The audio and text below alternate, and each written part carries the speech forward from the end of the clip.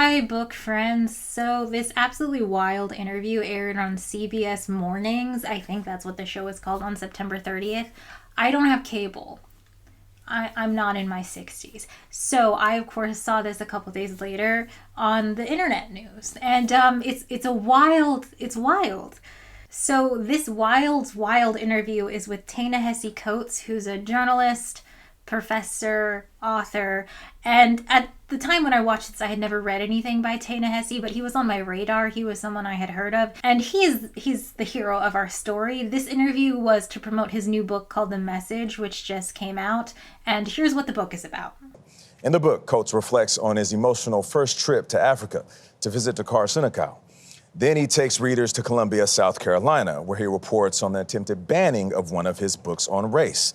And finally, Coates travels to the Middle East to witness the Israeli-Palestinian conflict firsthand. So this interview starts off normally until Tony Dokupil, who is the antagonist of our story, just starts randomly and insanely saying wild things. Ta-Nehisi, I want to dive into the Israel-Palestine section of the book. It's the largest section of the book. And I have to say, when I read the book, I imagine if I took your name out of it, took away the awards and the acclaim, took the cover off the book, the publishing house goes away, the content of that section would not be out of place in the backpack of an extremist. Tony strips Ta-Nehisi of his credentials and name and calls him a terrorist.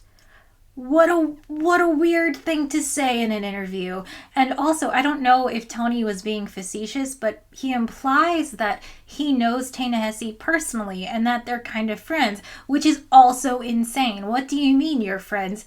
Do you actually think Ta-Nehisi is saying things a terrorist would say? Do you think he's a terrorist? Why are you friends with him then? What do you mean? Are you friends with terrorists? Is this how you talk to your friends? I think, Tony, you know you're being hyperbolic and weird, because saying someone's your friend and also that they're a terrorist doesn't really make sense and it doesn't match. This is an interview, right? Tony, professional journalist as well, apparently. You can't just call your interviewee, your guest, a terrorist. You actually have to ask a question. So here's Tony's attempt to do that. And so then I found myself wondering, why does Ta-Nehisi Coates, who I've known for a long time, read his work for a long time, very talented, smart guy, leave out so much? Why leave out that Israel is surrounded by countries that want to eliminate it? Why leave out that Israel deals with terror groups that want to eliminate it? Why not detail anything of the first and the second intifada, the cafe bombings, the bus bombings, the little kids blown to bits? And is it because you just don't believe that Israel, in any condition, has a right to exist? So Tony shoves a bunch of statements into Ta-Nehisi's mouth and then asks him a question, which isn't really a question. He's like, you don't really think Israel should exist, do you? Huh? Well, I would say the perspective that you just outlined, there is no shortage of that perspective in American media.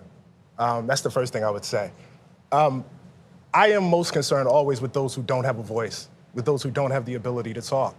I have asked repeatedly in my interviews whether there is a single network, mainstream organization in America with a Palestinian-American bureau chief or correspondent who actually has a voice to articulate their part of the world.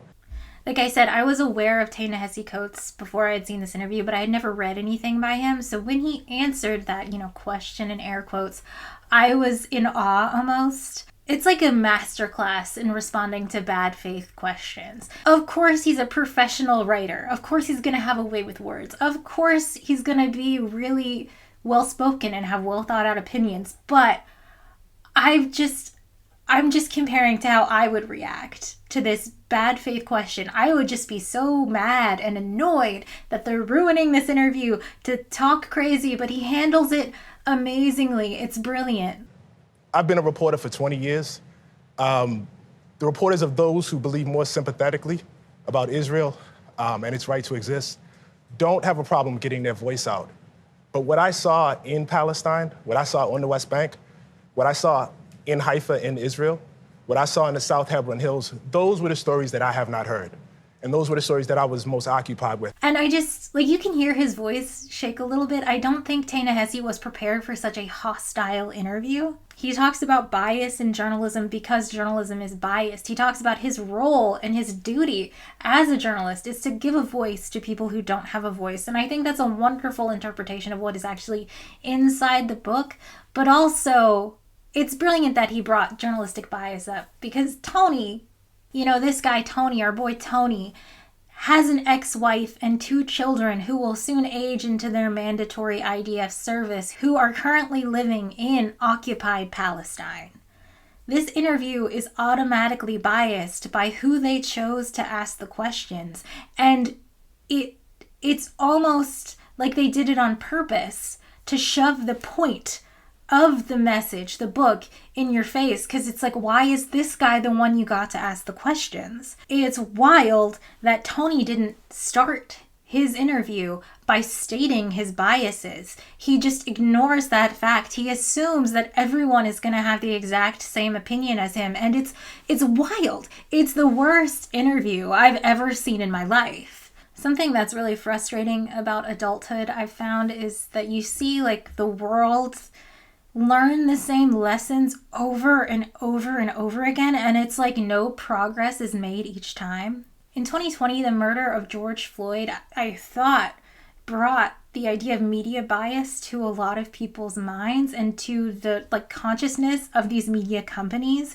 The idea that who is reporting on what matters. You need diversity in reporting. You can't have a bunch of random white people just writing down what the police say and say, hey, we did journalism, because that's not how it is. Everyone has different experiences, and you need all of the stories to get to the truth.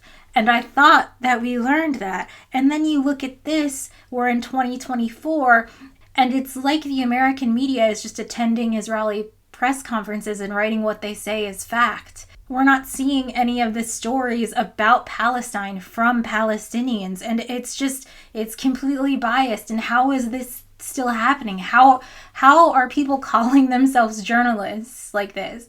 How can Tony call himself a journalist? This is wild. I was just so impressed with Ta-Nehisi's ability to just see right through the fake question, to see what it was for what it was, and have a response that he was just able to communicate. This is just my jealousy.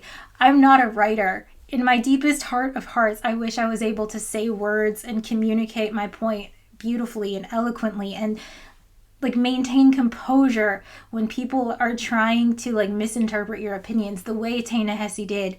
It's just, I wish I could do that. And when someone does that, I'm just so impressed. What a beautiful response. I would have just been in angry tears. I don't know if anyone else is like that. If someone yells at me, even if I know that they're wrong and I'm right, and I have thoughts in my head about why I'm right, angry tears and silence for me. I don't know why. I don't know how to overcome this, but I'm so impressed with people who can just move past that. And Tony is being such a dick, and Ta-Nehisi is reacting as if he was saying anything of value, and I'm so impressed. Tony was not impressed, I guess, because he just asked the same question again. That counts as journalism, right? Just being I didn't like your answer. You want to rephrase that? You don't think Israel should exist, do you? Huh. But you write a book that delegitimizes the pillars of Israel. It seems like an effort to topple the whole building of it. So I come back to the question, and it's what I struggled with throughout this book. What is it that so particularly offends you about the existence of a Jewish state that is a Jewish safe place and not any of the other states out there? I think it's such bullshit whenever you say something factual, like Israel is committing war crimes. Here's a video of them using human Palestinian bodies as shields. Here's a video of IDF soldiers shooting at children who are fleeing in terror. That is a thing that factually happened. And the response from the news media is to be it's kind of anti-Semitic for you to say that. And it's just ridiculous. Anti-Semitism is bad. That is a bad thing. Okay? Genociding Palestinians, also a bad thing. Both of those things are bad. You can hold those two thoughts in your head at the same time. Why? How could you say this, Tony? What are you doing? Do you think this is good reporting? This is so embarrassing that this is your response to the work that you supposedly read in Ta-Nehisi's book. Like, this is insane. This is ridiculous and embarrassing and pathetic. He's anti-Semitic because he said that Palestinian children should have water. That's your response? Oh my God. Of course, Ta-Nehisi has a brilliant response to this as well. There's nothing that offends me about a Jewish state. I am offended by the idea of states built on ethnocracy, no matter where they are. Muslim included. I would not want a state where any group of people laid down their citizenship rights based on ethnicity. The country of Israel is a state in which half the population exists on one tier of citizenship, and everybody else that's ruled by Israelis exists on another tier, including Palestinian Israeli citizens. The only people that exist on that first tier are Israeli Jews. Why do we support that? Why is that okay? I'm the child of Jim Crow. I'm the child of people that were born into a country where that was exactly the case, of American apartheid.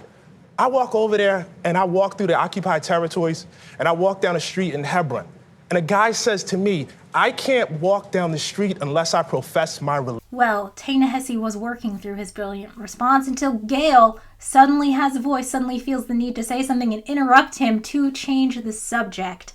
Religion. I'm with another path. No. I want to. This is very, very important. God damn it, Gail. I don't want to blame the only woman in this little circle for the events that transpired during this interview.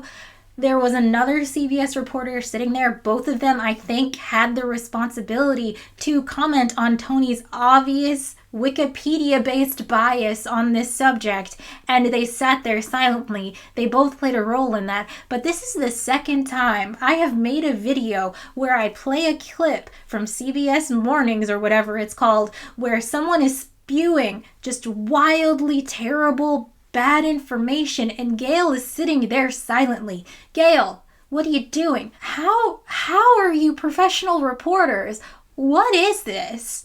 Oh my God. Anyway, let him speak. Important. It is extremely important. Yeah, let me lay it down. I'm working with the person that is guiding me is a Palestinian whose father, whose grandfather and grandmother was born in this town. And I have more freedom to walk than he does. He can't ride on certain roads. He can't get water in the same way that Israeli citizens who live less than a mile away from him can. And why is that okay? Why is that? Then it's Tony's turn to interrupt, and he interrupts to request that Ta-Nehisi put some of the blame on Palestinians. Why don't Palestinians have water? And why is that okay? Why is that? See, Tony has this absurd belief that there is some reason that Palestinian children who were born in occupied Palestine should not have access to water. These children are born in occupied territories and they are denied the basic human right of access to water. And Tony believes that there is some legitimate, actual reason for this to take place. Why is there no agency in this book for the Palestinians? They exist in your narrative merely as victims of the Israelis, as though they were not offered peace at any juncture, as though they don't have a stake in this as well. What is their role? Tony believes that Israel is upholding this apartheid state for a legitimate reason, and this is obviously a garbage, absurd take. I don't think this even deserves a response. What a thing to say, but Ta-Nehisi Coates is obviously a better person than me and has a wonderful response. In the lack of a Palestinian I have a very, very, very, very moral compass about this. And again, perhaps it's because of my ancestry. Either apartheid is right or it's wrong. This line made me buy the book, by the way. Either apartheid is right or it's wrong. It's really, really simple. Either what I saw was right or it's wrong. I am, for instance, against the death penalty. What the person did to get the death penalty, it really doesn't matter to me. I don't care if they were selling a nickel bag of marijuana or if they were a serial killer. I am against the death penalty. I am against a state that discriminates against people on the basis of ethnicity. I'm against that. There is nothing the Palestinians could do that would make that okay for me. I've already called it a masterclass, but what a masterclass on responding to bad faith question. This whole interview, Tony is just pushing Ta-Nehisi to minimize the legitimate, actual, factual experiences he had in Palestine to promote this narrative that Tony thinks is the truth. And Ta-Nehisi just brilliantly shuts it down with a one-liner. Either apartheid is right or it's wrong. He prevents the interview from being biased by just denying the bad faith questions, just not even honoring it with a response and flipping it on its head. And it was beautiful and it was wonderful. And I just wish I was able to speak so eloquently and powerfully and stand up for my beliefs in the way that I saw him do this in this interview. It was amazing. And I immediately became a fan of Ta-Nehisi Coates, and I bought the book.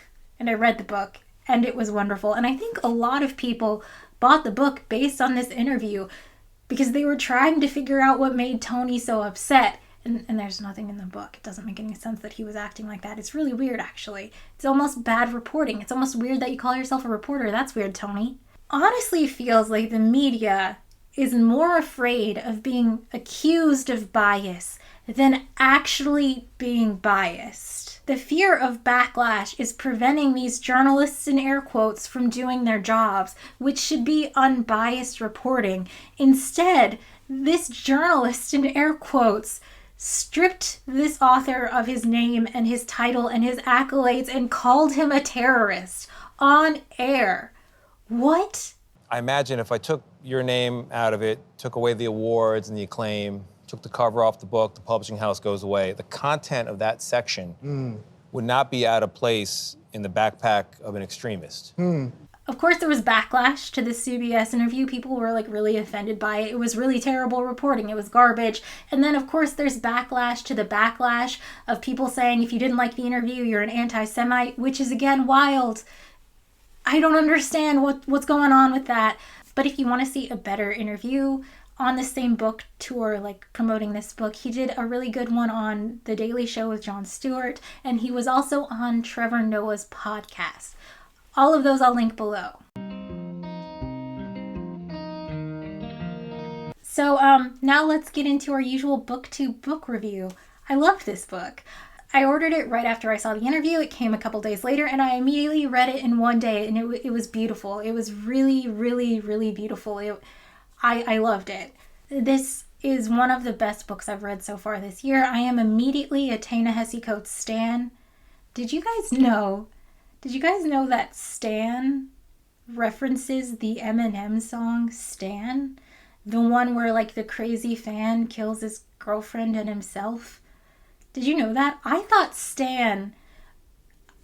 I'm old, I know. I thought Stan was referencing like I love Ta-Nehisi Coates so much I will stand up for him. I will purchase his books in the future. Like, I will listen to his interviews. I stand for him.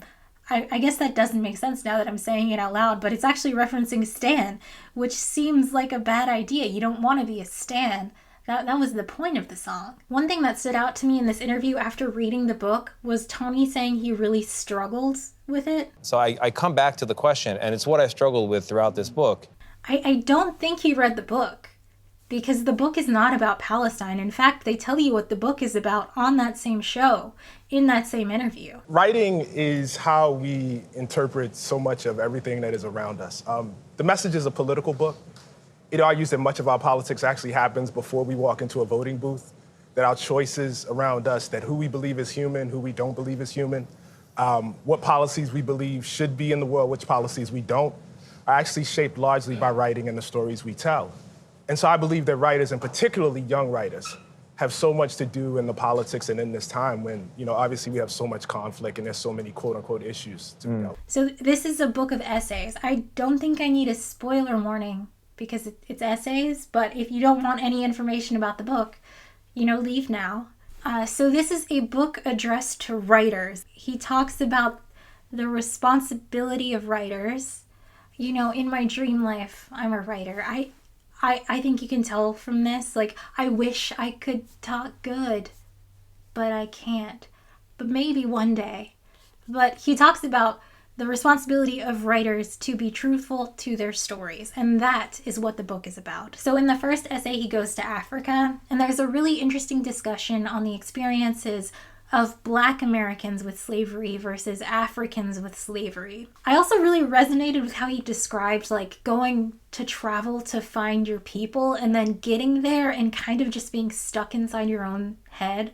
Like, you went to experience the place, but instead you're just sitting with yourself and staring at, vistas. It's like you want to experience this idealized version of the place you imagined, and instead you kind of have to just talk to people. You have to realize what it's actually like. He just really put to words this issue I think I also have with traveling. Something else I learned in this book, which is probably embarrassing that I didn't know until like a week ago, is about Egypt. He was talking about slavery being made palatable for white people by othering black people. And he talked about the role in that in like Egyptology, in the study of ancient Egypt. Like the original Egyptologists had the goal of like whitewashing the ancient Egypt culture. And I found this really interesting because as a child, I think a lot of children do this, where they're super interested in like Greek mythology, and that led to me being super interested in like Roman culture and ancient Egypt and all this stuff. And I just read so many books about that as a child. I was just absolutely fascinated with it. And I always got a vibe about the people talking about Egypt that it was kind of like off-putting. I don't know how to describe it. It was like, I'll give you an example. When I was in 6th grade for a history class, we had to do like a little like report, like 6th grade version on an African country. So I made like a little PowerPoint and I talked about ancient Egypt, obviously, because I like Egypt. And I remember the teacher writing on my little review sheet that she was going to give me all the points, but like Egypt is kind of a Middle Eastern country, not an African country. And I was so confused because it was like, it's right there. It's in Africa. It's on the continent. What do you mean? And I understand that there is a Middle Eastern influence on Egypt, but it's also like, it's in Africa. And that's the vibe that I always got.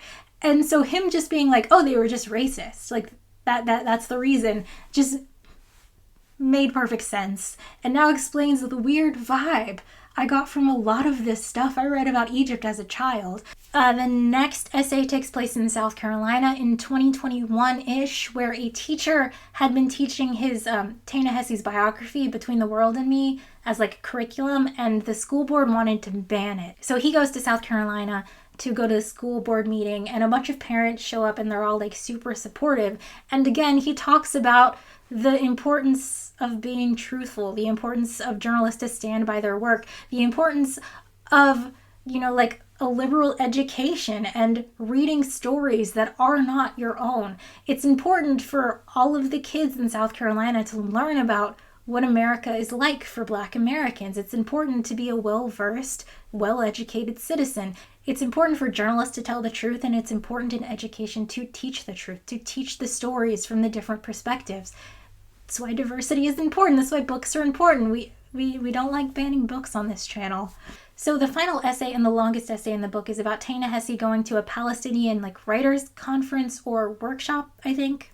I don't know a lot about Palestine. I wasn't even aware of its occupation until I think 7 or 8 years ago. I saw this video on Reddit of this Israeli couple just walking into this Palestinian family's home and just kind of throwing all their stuff outside and being like, we have this house now. And I was confused because I didn't know anything. And I know 8 years ago I was in my 20s, so I should have known.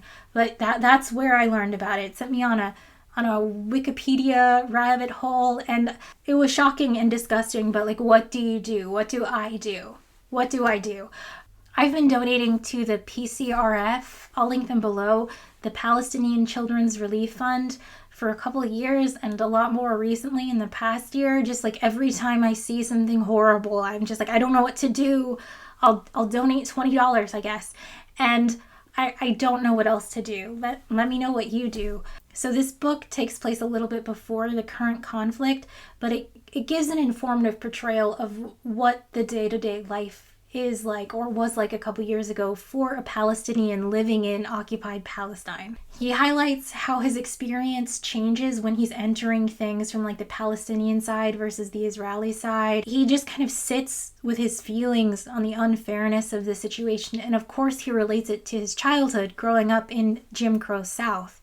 The similarities of those two experiences. I learned from this book that Black Americans have been in solidarity with the Palestinians since Israel was formed, which of course, when you realize the apartheid state that Palestinians are living in, I was aware of the Irish solidarity with Palestinian because the Irish have also lived under occupation. It just all kind of made sense that, like, it's not necessarily about race in this instance. It's about, like, being occupied and who is doing the occupying and who is being occupied. It does feel embarrassing to admit that I didn't know these things, but that is why I read books. Like, I'm a scientist. I don't know a lot of history. I read these types of books to learn about the world. That's why these types of books are important. So I am embarrassed that I didn't know it. But I'm also really glad that I learned it. I'm glad that I read this book. Something else to highlight in this essay, which is for writers, he talks about his first, like, widely read piece called On Reparations, where in that work, he did cite Israel as, like, a positive version of reparation, which he now regrets. And I think it's really important that he points it out because part of, telling authors that it's their duty to tell the truth is if you find out you've made a mistake, it is also your duty to publish the correction, to talk about what led you to that conclusion and why it's incorrect. And I just think it's really admirable that he put that in there. Like, the message is about reporting the truth, but it's also reporting the truth to your past self and honoring the truth as it is and not how you thought it was 10 years ago or whatever. Again, this book isn't really about Palestine. It's about observing and telling the truth and the writer's duty to be truthful and vocal and present. So this book is not about Palestine, but it also is about Palestine because it's about everything. I loved this book. The message of the message was beautiful and important, and I will definitely read it again. And also, I will be on the lookout for anything by Ta-Nehisi Coates at the thrift store in the future. I did buy this one new because I wanted to support the author after that wild interview. It was wild, okay? Of course, this book was amazing and beautiful, and I loved it, but there's a huge problem with this book that I hate. I hate it. And I'm worried that this is the future of publishing, and this is bad news. It's on page 235. Like, what the fuck is this? For notes on the sources, please visit tanehesicoates.com/themessage/notes. So this book is no longer future-proof. You have a random link. I mean, it's not a random link. It's to the author's website, but it's a random link, okay? We've had the internet for like 35 years. We know the internet dies. What if someone is doing their thesis on this book and they want the references in 36 years and they can't use this book because the references don't exist because the link goes to a random 404 page? You can't put links in your book and expect them to be valid in 20 years. This is a bad idea. It was a bad decision. I noticed this when I was reading the first essay on the Egyptologist because I wanted to go and see if there was a book about this topic because I love Egypt, first of all, and I also love stories where academics are terrible at their job, and Racist Egyptologist would be an interesting book for me to read. Link me below if that book exists. And I didn't find the book. I found a link, and I was so mad. I was just so mad at this. I even emailed the publisher, and I was like, hey, I loved the book, but like, why? Surely you should have just printed these 4 pages. Why? And they didn't respond. And it's not like I like the book less. I'm just really annoyed, and I hope this isn't the way it's going to go in the future. You need all of the text in the book because the book is the document. This is a bad idea. And I did read the notes page. It's really nice. Ta-Nehisi talks about the people that inspired the work, people that helped with the work. And he also recommends some books, The 100 Years War on Palestine by Rashid Khalidi, who's a Palestinian American, and then also Caste by Isabel Wilkerson. And so I'm going to be on the lookout for those next. But I just think you have to put all the text in the book. It's a really bad idea to not have all the text in the book.